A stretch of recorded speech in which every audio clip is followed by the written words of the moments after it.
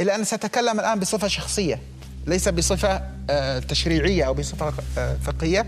الفقير عددت. نعم. وبعد تجربة التعدد توصلت إلى أنه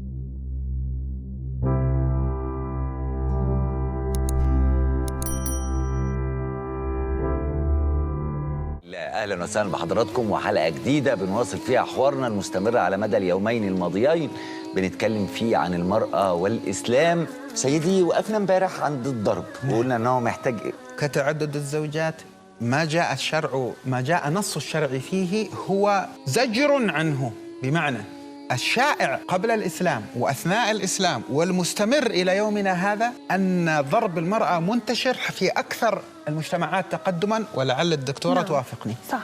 مراكز الدراسات في أوروبا وفي أمريكا تظهر أرقام مخيفة لارتفاع نسبة ضرب النساء هناك. وقبل أن يستعجل أحد السامعين يقول لكن القانون ضد، أنا أريد أن ألفت النظر هنا إلى شيء. لماذا استشهدت بأنه بالأمس واليوم وغدا، يعني مختلف العصور، قبل الآية التي تقول واضربوهن وفي وقت الآية وبعد الآية المرأة تضرب أشد الضرب، لألفت النظر إلى أمر غفل عنه أكثر الناس، وهو أن هذه الآية جاءت للزجر عن الضرب في صورة لفظ الضرب. كيف؟ نعم. الفقهاء ذكروا أن الضرب في هذه الآية أولا منحصر على الناشز التي بدون سبب بدون خطأ من الرجل تحتمت ونشزت بدون وجود خطأ، ثم ذكر أن لا يجوز له أن يضربها، يعظها، فإن لم تلتفت يهجرها، يعني الفراش يذهب إلى حجرة أخرى في الحالة التي تكون هي فيها مخطئة في النشوز وليس العكس. ثم قال واضربوهن في الدرجة الثالثة، وجاء الفقهاء وقالوا الضرب يكون بحمل شيء كالسواك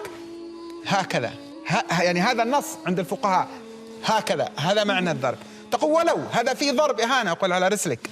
عندما يأتي الشرع يقول لك ممنوع تفعل أكثر من ذلك، والواقع المحيط بك في العالم في الماضي وفي حاضر وقت نزول الآية وفي أكثر العصور تطوراً للكلام عن حقوق المرأة في أكثر الدول محاربة لصالح حقوق المرأة قانونياً، وأشنع الضرب تأخذه المرأة، معنى أن التشريع هنا جاء ليلجم المسألة، أي ليحدها لا ليطلقها. طيب ما الذي جعل الكثير من الرجال اليوم يضربون النساء بشكل مخزي في مجتمعنا، وعندما يخاطبوا يقول القرآن قال واضربوهن؟ نقول إما لجهل عند الرجل أو لتحايل عند الرجل.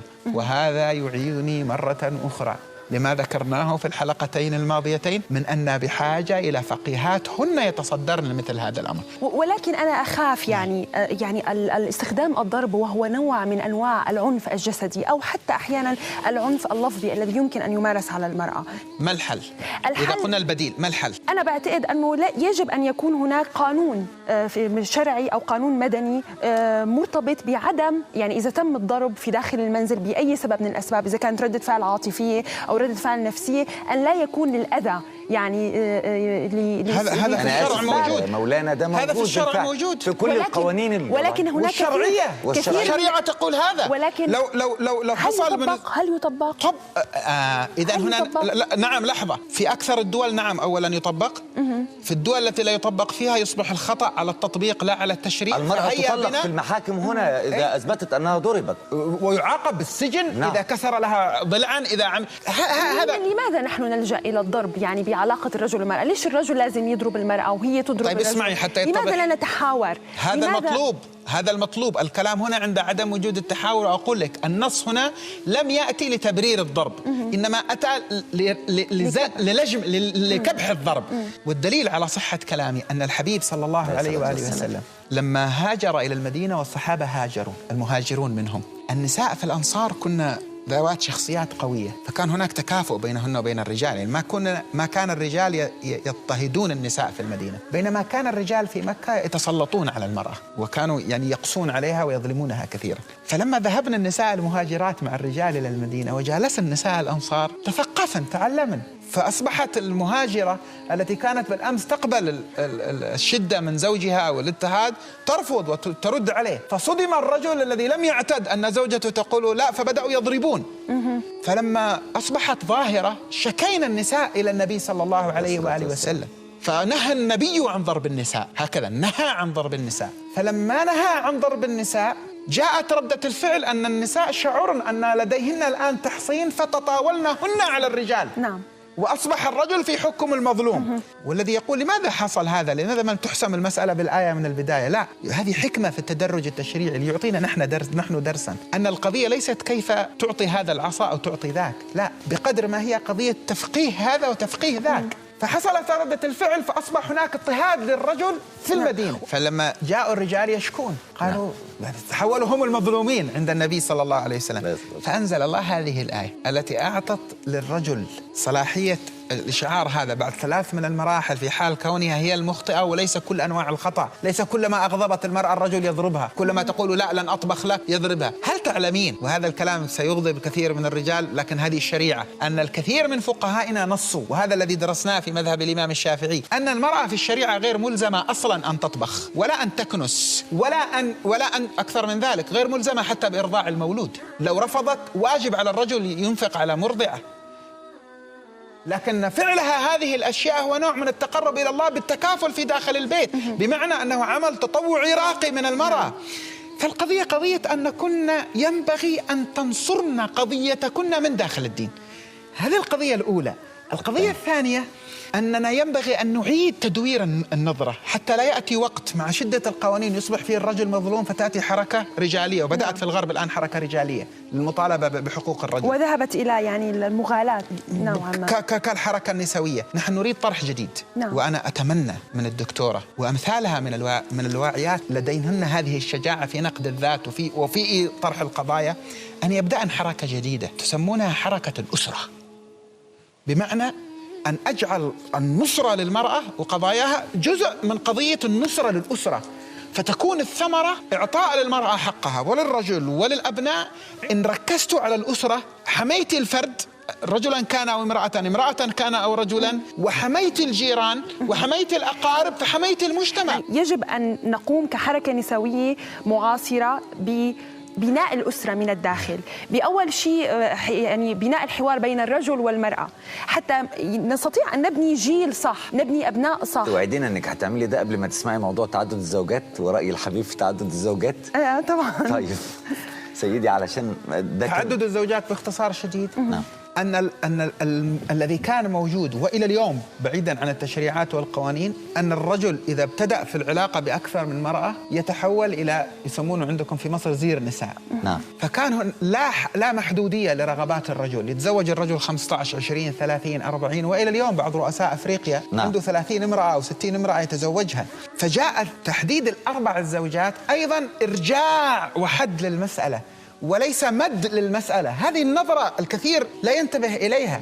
طيب لماذا أعادها إلى 4 لم يعدها إلى 1؟ لأن هناك حالات يحتاج فيها الرجل إلى أن يتزوج أكثر من واحدة. امرأة لا تنجب والرجل ينجب، إن لم يكن هناك تعدد ففي هذه الحالة لا يوجد حل إلا أن يطلقها ويتزوج. تقول هذا أشرف لي. إذا كان هذا اختيارك من حقك أصلا أن تطلب الطلاق إذا تزوج عليك، الشرع أعطاك هذا. لكن إذا هي متقبلة أن تبقى في ذمته إذا تزوج، وبالنسبة لها هذا أفضل من أن تتطلق. فجاء التشريع لإيجاد الحلول للإشكاليات. هناك صور متعددة لذلك وشروط ثم أيضاً. أحسنتي. ثم جعل هناك قيود على الموضوع متعلقة بالعدل في المبيت، في العدل في النفقة. ولكن هناك أنه ولن تعدلوا يعني كمان. لا هنا أوضي ننبه لما قال فإن خفتم ألا تعدلوا فواحدة. لحظة. فإن خفتم ألا تعدلوا فواحدة، بمعنى أن الذي يعلم من نفسه أنه لن يعدل العدل القانوني الشرعي يرجع إلى الواحدة، وليس بعدل العاطفي، الميل العاطفي. لا، وقال ولن تعدلوا هنا عدل العاطفة. من أين جئت بهذا الفهم؟ من التطبيق. لأن لو كان معنى ولن تعدلوا أنه لا يمكن حتى العدل القانوني وبالتالي يلغى، كان الأولى أن يلغى هذا على أيدي الصحابة وأهل البيت في عصر النبوة. هذا لم يلغى. لكن المطالبة بالعدل القانوني والعدل النفسي. ما معنى العدل النفسي؟ تزوج رجل زوجة ثانية لظرف مر به أو لسبب أو لآخر، وقبلت الأولى على مضض، لأن المال يندر أن توجد امرأة تقبل بطيب نفس، هذا حالات نادرة جدا، لكن بالطبيعي التي ستقبل على مضض. ويوجد لديها ألم، وستبدأ بسبب هذا الألم تتصرف تصرفات فيها انفعال على الرجل. هنا جزء من العدل أن يتقبل هذه التصرفات وأن يستوعبها، نعم، لا أن يجعلها مبرر لإهمال الأولى والميل للثانية. ولكن بالرغم من أن التشريع وضع هذه القيود وأنه عادها مرة أخرى كما قلت سريعا، إلا أن سأتكلم الآن بصفة شخصية ليس بصفة تشريعية أو بصفة فقهية.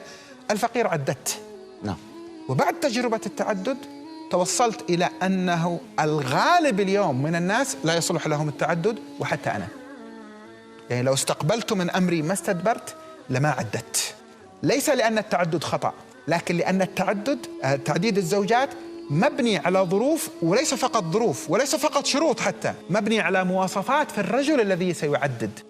أنه إذا وصل إلى قرار التعدد ينبغي أن تكون لديه نفسية معينة من القدرة على الاستيعاب ومعالجة الجروح. أنا أعترف أنها ليست عندي، فاكتشفت أنني أقدمت على التعدد بغير الاستعداد الحقيقي لمفهوم التعدد وإعطاء التعدد حقه، وأنا أستغفر الله من ذلك وأسأل الله أن يرضي عني من يعني أخطأت في حقهم في ذلك. هذا اعتراف أنا أقوله على الملأ.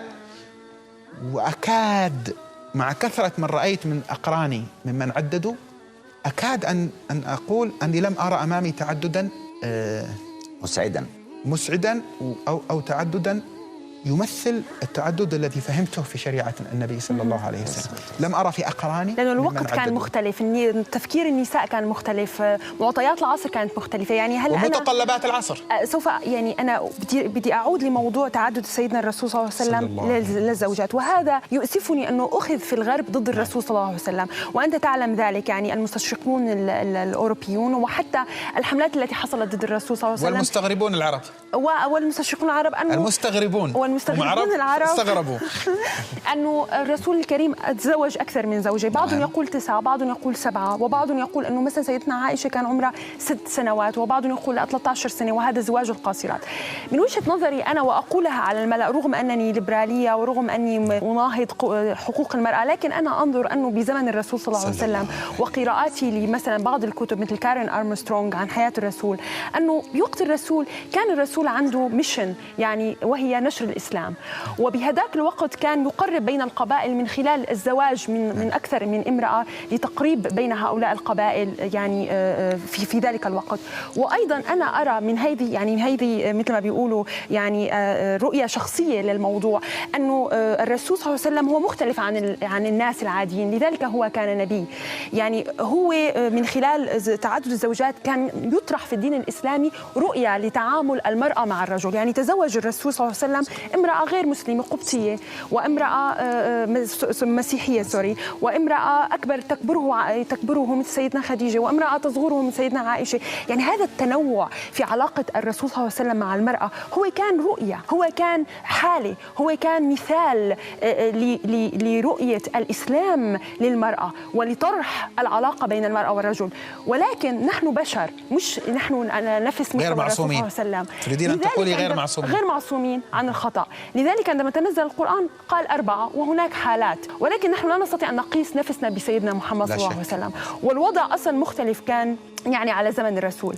وأنا أريد توضيح من الناحية الفقهية الدينية لحالة زواج الرسول صلى الله عليه وسلم. سؤالها عن زوجات النبي عليه الصلاة والسلام، وأنا أعتقد أن في شباب كتير النقطة دي تحديدا بيسألوا فيها. أولا شيء مهم جدا قبل التفصيل في زواج الرسول يسمى الغش أو الخداع الأكاديمي أو الثقافي يمارس. أنا آتي بنموذج ثقافي وأحكم به على نموذج ثقافي مختلف زمناً وتفكيراً.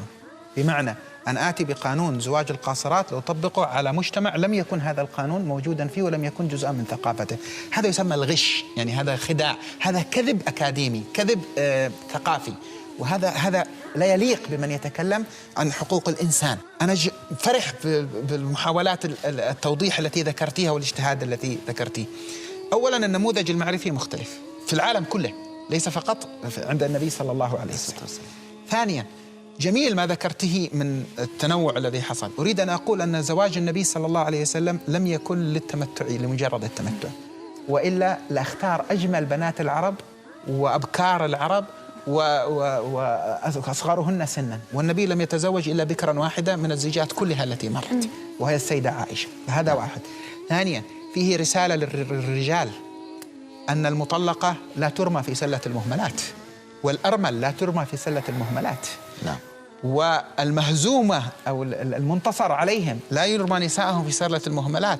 فتزوج المطلقة كسيدة حفصة، وتزوج الأرمل كأم سلمة، وتزوج بنت العدو كصفية، وتزوج التي جاءت من ملة أخرى كسيدتنا ماريا قد أسلمت، وتزوج صلى الله عليه وسلم من تكبره ب15 سنة خديجة، ليقول لنا يا مجتمع لا تنظروا للمرأة التي بدأت قليل تتقدم في السن أو جربت تجربة ثم فشلت في حياتها على أنها أصبحت دون. هذا تعليم للرجل في أن يحترم المرأة، ليعلم الرجال أنا أمي أم المؤمنين تعتبر أمي. نعم. إن كنت مؤمنا فهي أمه.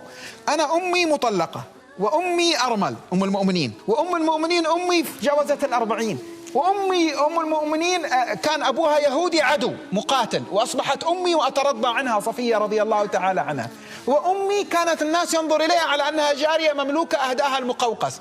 فعلمنا النبي صلى الله عليه وسلم من خلال هذه الزيجات، والنبي عندما يتزوج واحدة ترتفع تصبح أم المؤمنين، يعني يصبح لها قيمة معينة ينبغي أن ينظر إليها هكذا. فأنا أقول سيدتي المطلقة حفصة، سيدتي الأرملة أم سلمة، سيدتي التاجرة المسنة خديجة، سيدتي بنت اليهودي، سيدتي بنت اليهودي صفية، سيدتي التي كانت في نظر الناس جارية نصرانية مسيحية ماريا. فعلم الرجل أن ينظر نظرة إجلال واحترام للمرأة التي أصبح المجتمع اليوم ينظر إليها بنظرة دونية.